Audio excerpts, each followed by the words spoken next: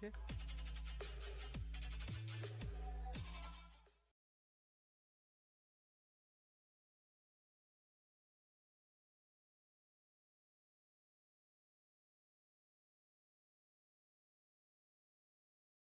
Assalamualaikum viewers, welcome back to the another vlog. Guys, आज हम आपको एक कदीमी किले के बारे में बताने जा रहे हैं।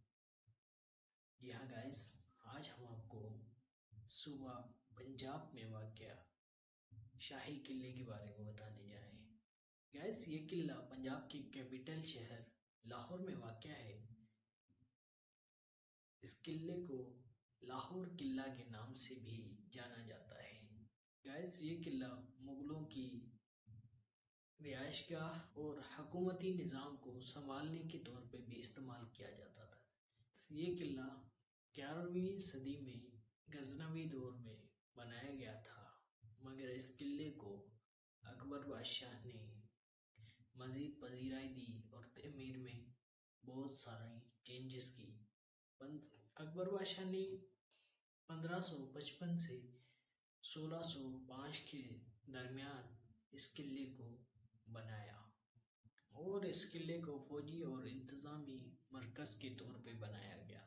गाइस, अकबर के बाद जहांगीर, शाहजहां, औरंगजेब और दीगर हुक्मरानों ने इसकी मरम्मत में रद्दोबदल की। उस दौर में मुगलों की सकाफत का रंग भरा इस किले में। किले में बहुत सारे मकामात भी हैं, जिनमें से दीवान आम, दीवान खास, शीश महल, नौलखा महल और मोती मस्जिद वाक़या है, जो कि मुगलों के फ़न तहमीर की एक आला मिसाल है। ये किला नायक फौजी गढ़ था, मगर उस दौर में मुगल ख़ानदान यहाँ पे अपनी शाही तकरीबात मुनक्किद किया करते थे।